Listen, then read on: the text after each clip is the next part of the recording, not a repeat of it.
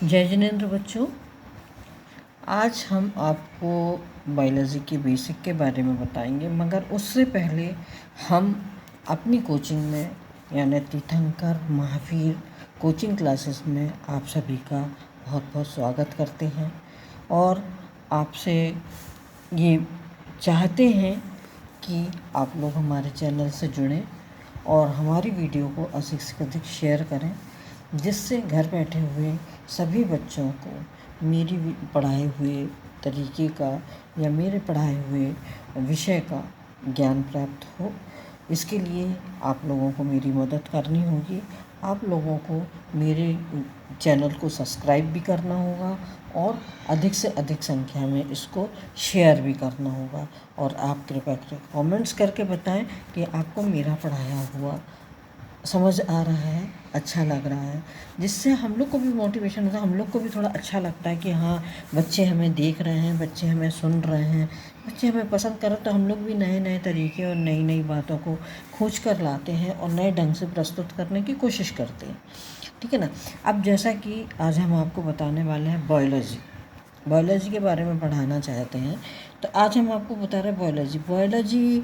अगर आप और भी वीडियोस देखेंगे और भी आपने देखी होंगी, सुनी होंगी, तो हर कोई आपको ये बताता है कि बायोलॉजी जो है वो दो शब्दों से मिलकर बनता है, बायो और लॉजी, है ना। तो बायो का अर्थ उन्होंने बता दिया जीवन है और लॉजी का अर्थ बता दिया अध्ययन करना। इसका मतलब क्या हो गया? इसका मतलब हो गया, तो जनरली आपने देखा क्या कि बायोलॉजी दो शब्दों से मिलकर बना है, बायोस और लोगो। बायोस का मतलब उन्होंने कहा जीवन या लाइफ, है ना, और लोगोस का मतलब अध्ययन। इसका मतलब जीवों का अध्ययन, है ना, जीवों का अध्ययन। ठीक है, ये तो बात समझ में आ गई कि बायोलॉजी का मतलब है जीवों का अध्ययन करना। अब अगर हम हिंदी की तरफ आए तो हिंदी क्या है? जीव विज्ञान। जीव मतलब क्या है? जिसमें जीवन हो, सजीव। सजीव क्या है? सजीव जंतु भी होते हैं और पेड़ पौधों को भी सजीव ही कहते हैं। तो मतलब जीव विज्ञान के अंतर्गत के कौन कौन सी दो बातें हो गई?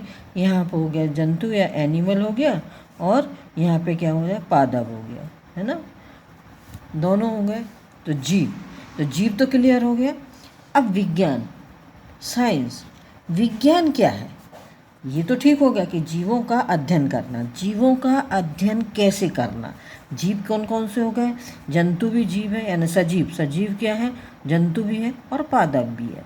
अब इनका अध्ययन करना, इनका अध्ययन कैसे करना? इनका अध्ययन विज्ञान की सहायता से करना। और विज्ञान क्या है?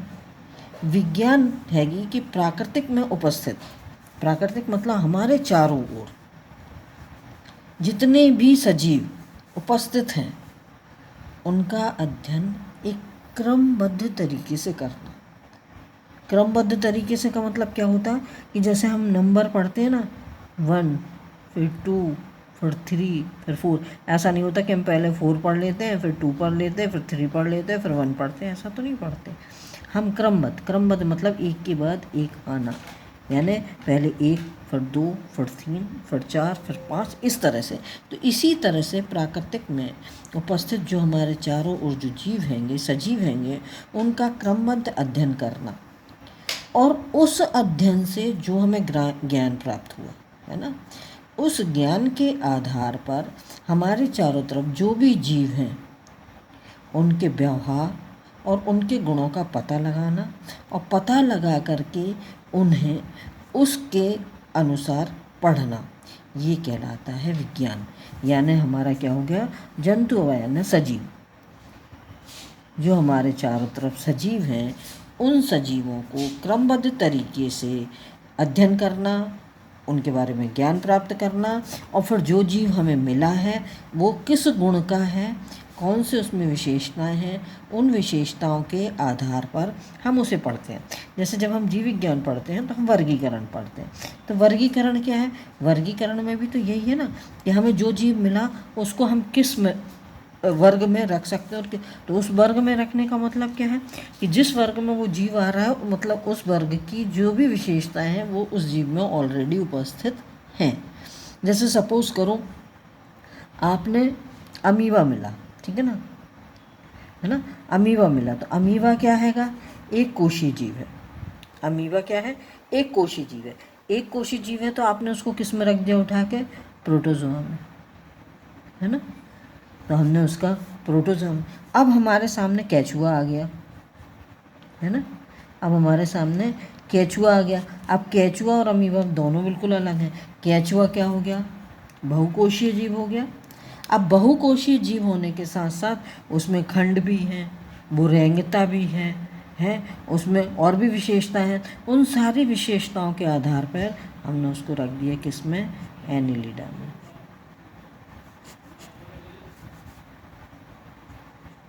एनिलिडा, है ना, एनिलिडा वर्ग में। तो इसी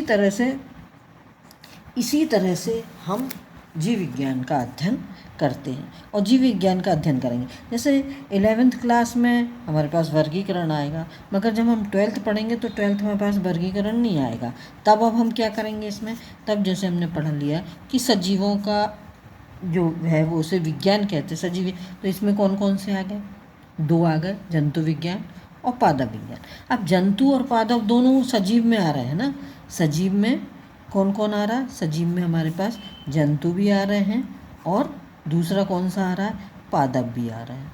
तो इन दोनों को मिला करके जब जंतु और पादप दोनों हैं हमारे पास, तो आपने अगर ध्यान दिया और पढ़ा और समझ में आया, तो हमने क्या देखा, हमने देखा कि जंतु जो हैं ये अपने समान ही जीवों की उत्पत्ति कर रहे हैं, है ना, और पादप जो हैं वो भी अपने समान ही पादपों की उत्पत्ति कर रहे हैं, यानी उनको आगे बढ़ा रहे हैं, अपने वंश को आगे बढ़ा रहे हैं, है ना।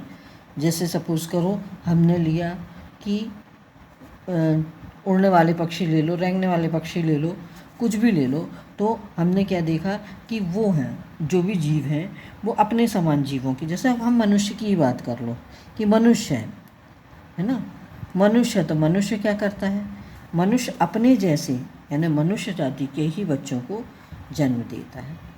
तो मनुष्य की चल रही है। गाय है, गाय बछड़े को जन्म देती है। बछड़ा कैसा होता है, गाय के जैसे होता है। तो ये तो होगा ऐसे जो बहुत बड़े हैं। थोड़े और नीचे चलो, छोटे में आओ, तो और छोटे में यदि हम आते तो कैसे हो जाएंगे, और छोटे में यदि हम आए तो हमने ली चींटी। चींटी जब सबने देखी होगी, चींटी हमारे घरों में होती है ना, चींटी हमारे घरों में होती, तो चींटी से के बिल में से चींटी ही निकलती हैं। साइज ज़रूर छोटा बड़ा होता है मगर निकलते उनमें सारे गुण चींटियों वाले ही होते हैं। तो इस तरह से जब हम एक जो सजीव है वो जंतु और पादप है और वो अपने ही समान जीवों को जब जन्म देता है तो क्या है, ये उसका एक प्रमुख गुण है। प्रमुख गुण क्या है, उसका एक प्रमुख गुण ये है कि अपने समान जीवों को ही उत्पन्न करना। जीव के उस गुण को क्या कहते हैं, जनन। तो 12th क्लास में पहला लेसन क्या है, जीवों में जनन। इसको हम अगले वीडियो में पढ़ेंगे, जीवों में जनन क्या है, कैसे होता है। ठीक है, इसके लिए आप हमारी दूसरी वीडियो देखिए।